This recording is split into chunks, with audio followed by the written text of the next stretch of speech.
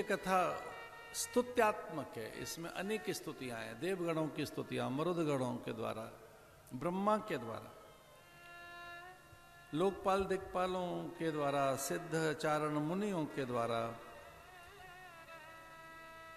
नागपत्नियों के द्वारा, नाग के द्वारा, कालिया नाग से फणा मध्य दिव्यम नृत्य करो तो तुम, अलग अलग अलग स्तुतियां हैं। तो ये भागवत स्तुत्यात्मक भी है।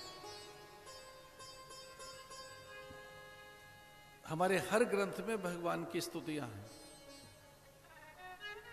लेकिन भागवत विशेष स्तुत्यात्मक ग्रंथ है, भगवान की अनेक स्तुतियां। हमारे तो सारे ग्रंथ ही उपदेशात्मक है, उपदेश के बिना जीवन अधूरा है, जीवन का विकास रुक जाता है अगर उपदेश में अरुचि पैदा हो तो। और मनुष्य में स्वभावतः उपदेश के प्रति अरुचि है, हमें उपदेश अच्छा नहीं लगता, पर उपदेश कुशल बहु तेरे, हम दूसरों को तो उपदेश देना चाहते हैं पर वह हमें अच्छा नहीं लगता। मनुष्य में स्वभावतः उपदेश के प्रति अरुचि रहती है, ये तो गुरुजन पैदा करते हैं रुचि। और ये उपदेश भागवत का भगवान ने ब्रह्मा को दिया, उपदेशात्मक। भगवान ने उपदेश दिया ब्रह्मा को चतुश्लोकी माध्यम से, भागवत में चतुश्लोकी भागवत के माध्यम से ब्रह्मा को उपदेशित किया भगवान ने। कैसे उपदेश जीवन में आए? मातृ देवो भव, पितृ देवो भव, माता पिता के उपदेश, आचार्य देवो भव, आचार्यों के उपदेश। उपदेश नहीं आएगा तो जीवन के विकास में ठहराव आएगा, उन्नयन नहीं होगा, उत्थान नहीं होगा। उपदेश ये जो प्रकाशित करता है सत्य को, उपदेश अपनी अनंतता को उजागर करता है, जो हमारी अनंतता है। हम अजय हैं, नित्य हैं, हम शाश्वत हैं, सनातन हैं, समीचीन हैं, प्रत्येक संदर्भ में नूतन और सामायिक हैं। यही तो उपदेश है जो हमें सत्यता की ओर लेकर जाता है। उपदेश बताता है ना, मैं मन बुद्धि नहीं हूं, चिदानंद रूप शिवोहम शिवोहम। ये उपदेश ही तो हैं जो हमें बताते हैं हम क्या हैं। तो भागवत में अद्भुत उपदेश है। गुरु का अर्थ है उपदेश, गुरु का अर्थ है विचार।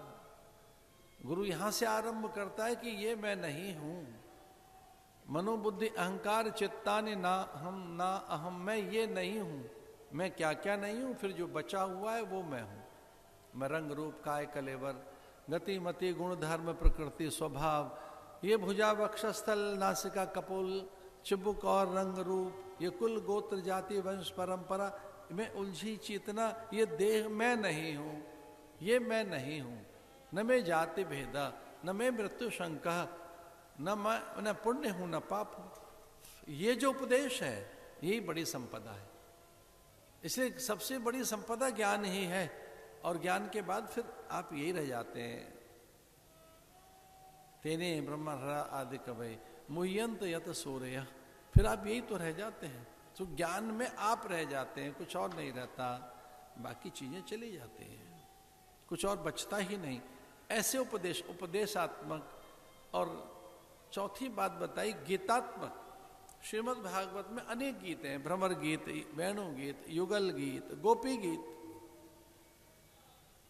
हम कल गोपी गीत की चर्चा कर रहे थे। जयति ते अधिकम जन्मना ब्रजा श्रेयति इंदिरा शश्वदत्र ही, गीत गाई। संत मत के तो सभी महापुरुषों ने गीत गाए। मीरा के पद हैं, सहजो, पलटू, दादू, कबीर, नंददास, हरिदास, चरणदास। गुरु नानक से लेकर दशमेश पिता गुरु गोविंद सिंह तक, दशम गुरुओं तक गीतों की श्रृंखला है। अरे ऋषभ से लेकर महावीर स्वामी तक वो गीत ही तो है। सामवेद है क्या? गायन है, गीतात्मक। इसमें अनेक गीत हैं, सामान्य गीत नहीं है इसमें। वृथा गतम तस्य नरस्य जीवनम, सुखदेव मुनि इस प्रकार का गीत गाते हैं। रंभा के आंखें खुल गई। अवधूतोपाख्यान आता है बड़ा सुंदर, इसमें भगवान दत्त की चर्चा है कि किस प्रकार से जिज्ञासा वृत्तियों के द्वारा सब कुछ पाया जा सकता है। जिज्ञासा बना के रखिए, बड़ा उपाख्यान है, बड़ा उपदेश है। बस संकेत में ही कहते हैं हम कि उन्होंने देखी कैसे कुरंग से, मीन से, कपोत से, धरती से, अंबर से, अग्नि से, जलवायु से, किस प्रकार से दुल्हन से, कन्या से, कैसे उन्होंने सीख लिया, नर्तकी से। सीखने की बात रहे, प्रकृति चारों ओर से हमें सिखा रही है। प्रकृति हमारी शिक्षिका है, वो संस्कार दे रही है। प्रकृति त्वाम नियुक्षति, प्रकृति से शिक्षा प्राप्त कीजिए, अन्यथा तो समय पर देख लेगी आपको। प्रकृति पूरा लौटा कर देती है, जो समय पर लौटा के देती है। प्रकृति से जिसने नहीं सीखा तो यहाँ उसके जीवन में अभाव रहते हैं। तो हम नियुक्षति, वो आपका निरीक्षण कर रही है, परीक्षण कर रही है, हर चीज अंकित, संचित और टंकित कर रही है, पल पल मिट रही है। उससे सीखो, वे पल पल बदल रही है। यहाँ हर चीज बदल रही है, यहाँ के दृश्य बदल रहे हैं, घटनाएं बदल रही हैं, यहाँ व्यक्ति बदल रहे हैं, हर चीज बदल रही है। पल पल परिवर्तन है, प्रकृति में हर पल परिवर्तन है, आप में नहीं है। ये उपदेश प्रकृति का है। तो ऐसी लंबी सी कथाएं हैं। उद्धव को भगवान ने याद कर लिया। उद्धव बिलख रहा है, वो जानता है कि कुछ पल में ही भगवान अपनी लीलाओं का संवरण कर देंगे, मैं कहाँ जाऊंगा। एक पल में ये भी बात आई, भक्ति में कुछ पल के लिए भ्रमित हो गया, भगवान से उपदेश मांगने लगा उद्धव। भगवान के बड़े अद्भुत उपदेश हैं अंतिम समय में उद्धव के लिए। श्रद्धातु भागवते शास्त्रम अन्यत्र चापे भी शास्त्रे भी, श्रद्धातु भागवते शास्त्रम अनिंदा अन्यत्र शास्त्र भी। इसका अर्थ यह है कि हम अपने धर्म ग्रंथों का पारायण करें, अपने गुरुदेव के आदेश पे चलें, वेद विहित चलें, शास्त्र सम्मत चलें, महज्जन द्वारा आचरित जीवन हो, गुरु द्वारा उपदेशित हो, लेकिन अन्य के विचार भी निंदनीय नहीं है। अन्यों के विचार, वो कहता है मैं केवल आपका हूं, मैं आपके अनुगत हूं, मैं आपका अनुशीलन करूंगा, मैं केवल आपका ही रहूंगा। कुछ देर के लिए बिलखने लगा उद्धव, जो ज्ञानी था, मैं केवल आपका हूं और मैं किसी और का नहीं हूं। भगवान ने बड़ी ऊंची बात कही, और ये मैं आपसे भी निवेदन कर रहा हूं कि अपने मार्ग में इन चार बातों को देखिए। चार बातें रहनी चाहिए आपके मार्ग में, आपके साधन में। पहले यह वेद विहित हो। जो वेद विहित मार्ग नहीं है वो कहीं नहीं लेके जाएगा आपको। वेद विहित वैज्ञानिक मार्ग है, वो सही और प्रामाणिक मार्ग है, वेद मार्ग। तो जो साधन आप कर रहे हैं वो वेद विहित हो, दूसरा शास्त्र सम्मत हो, तीसरा महज्जन द्वारा आचरित हो। महाजनवन गतः सपंथा, हम जिस मार्ग से जा रहे हैं उससे पहले कोई गया है ना, उस मार्ग पर कोई चला है ना। इसे जिस मार्ग पर आप चल रहे हो वो वेद विहित हो, शास्त्र सम्मत हो, तीसरा महज्जन द्वारा आचरित हो, और चौथा गुरु द्वारा उपदेशित हो। वो मार्ग अपनी ऐसे मनमुखी साधन मत कीजिए, गुरु द्वारा उपदेशित हो, उसमें श्रद्धा रखिए। अपने ग्रंथों में अटूट, लेकिन अन्य का अनादर भी नहीं। अन्यत्र शास्त्र भी, अन्य भी शास्त्र आदरणीय है। जब दर्शन पढ़ाया जाता है तो हमारा चार वाक को पहले पढ़ाया जाता है। ऋणम घृत्वा घृतम पिबेत। चार वाक का भी अनादर नहीं है हमारे यहाँ, सबका आदर है। अनादर मत कीजिए किसी का, किसी की निंदा मत कीजिए। सीखने की प्रवृत्ति रहनी चाहिए। श्रद्धातु भागवते शास्त्रम, अपने ग्रंथों में श्रद्धा रखिए। अनिंदा, उनकी भी निंदा मत करो। अन्य शास्त्र भी, अन्य शास्त्रों की भी निंदा मत कीजिए। आनो भद्रा, सब जगह से विचारों को आने दीजिए, आदर कीजिए।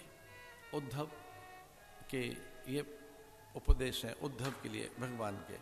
गच्छोद मयादिष्टो मदरिखा ममाश्रम। अरे उद्धव, मेरी ये आज्ञा है। जब उसने हाथ जोड़कर पूछा कि क्या आज्ञा है, तो भगवान ने कहा ये मेरी आज्ञा है और मुझे लेकर वहां पहुंच।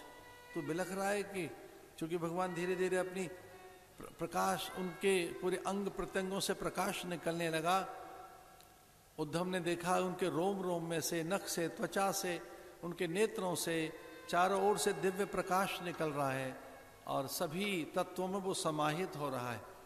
उद्धव ने देखा कि भगवान अनंत हो गए, ये अव्यय, ये स्वयंभू, परिभू, सर्वत्र ये विकिरित हो रहे हैं।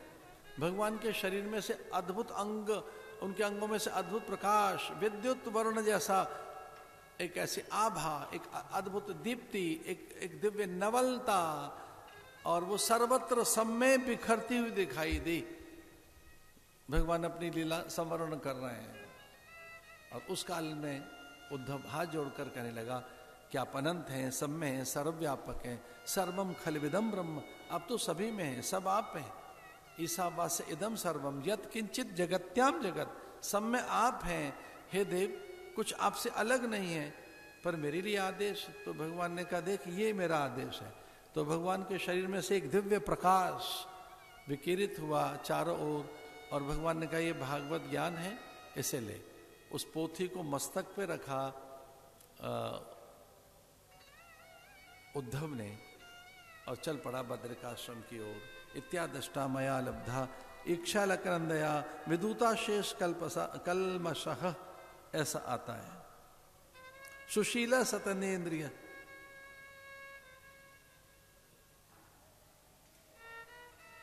इक्षालकनंदया विदूता शेष कलमश। अरे उद्धव, यद्यपि अलकनंदा के दर्शन करने के बाद कोई कलमश रहेगा नहीं किसी जीव का, लेकिन वहां मैं हूं, मेरे आश्रम में, तो ये भागवत स्थापित कर देना और ये ज्ञान वहां स्थापित कर देना, तो वहां पहुंच। और इस प्रकार से उद्धव को भगवान ने बद्रिकाश्रम भेजा।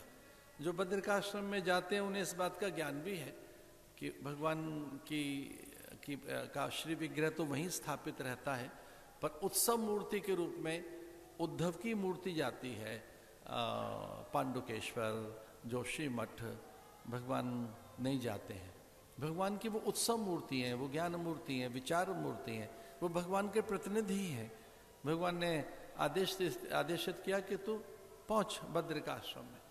तो वहां नर नारायण पर्वत के मध्य में केदार खंड, उस श्री क्षेत्र नारद क्षेत्र में, जहाँ भैरवी चक्र है, उर्वी पीठ है, जहाँ भगवान स्वयं बद्री ग्रहण करके तप किया, मेरे प्रतिनिधि के रूप में, मेरे उत्सव मूर्ति के रूप में तू वहाँ रहना, तू वहाँ तप करना, वो तप का स्थान है। तो उद्धव जी को तप के लिए और एकांतवास के लिए भगवान ने प्रेरित किया। और पूछा उद्धव ने कि मेरा वहाँ कार्य क्या होगा। तो उद्धव जी से भगवान कहने लगे, भगवान उद्धव जी को बोलने लगे कि जो मेरे भक्त आएंगे उनको ज्ञान देने का तेरा काम है, भागवत धर्म सुनाने का तेरा कार्य है।